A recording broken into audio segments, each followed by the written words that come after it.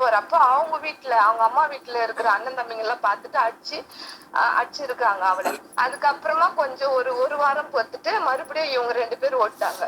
அப்ப மணலில வந்து வீடியோ எடுத்திருக்கிறாங்கன்னு சொல்லிட்டு எங்களுக்கு போலீஸ் வந்து இன்ஃபார்ம் பண்ணுச்சு. இந்த லொகேஷன் அனுப்பிச்சு விட்டாங்க, நீங்க போய் அங்க பாத்துங்கன்ட்டு. மறுபடியும் போலீஸ் வழியா போலீஸ் மூலியமா தான் நான் போனேன். போயிட்டு அவங்க இருக்கிற இடம் கண்டுபிடிச்சா மறுபடியும் கூட்டுன்னு வந்தேன். மேடம். நீங்க கூப்பிட்டா வந்துட்டாரு? வரல 2 முறையும் போலீஸ் கூப்பிட்டதுனால வந்துட்டாரு. அந்த அம்மா என்ன பண்ணாங்க? அந்த அம்மாவை அங்கேயே விட்டுட்டு வந்துட்டுக்கிறாங்க போலீஸ். ஏன்னா வந்து அவ டிசி ஆபீஸ்ல போயிட்டு ஏதோ மெனு குடுத்துட்டு நான் தனியா தான் இருக்கிறேன்னு சொல்லிட்டு, அப்புறமா இவர் கூட இருக்குது அந்த டிஜி அந்த ஆபீஸ்ல போலீஸ் எல்லாம் போய் பார்த்துட்டு இவளை அவ்வளவு கடுமையா பேசி இருக்கிறாங்க. ஒரு குடும்பத்தை விட்டுட்டு 2 குழந்தைங்களை விட்டுட்டு இவனா கூட வந்து நின்று நேத்து ஒழுங்கு மாரி என்கிட்ட பேசுனேன்னு சொல்லிட்டு எங்க முன்னாடிதான் திட்டினாங்க அவளை.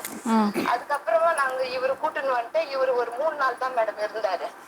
அதுக்கப்புறமா அந்த இவரு சாப்பாடு செய்வாரு, அது சாப்பாடு எடுத்துக்கின்னு அந்த மணலி மாத்தூருக்கா போயிருக்கிறாரு. இந்த தம்பி பார்த்துட்டு எனக்கு போன் பண்ணா போல, அக்கா இது போல போறாரு அப்படின்னு சொல்லிட்டு.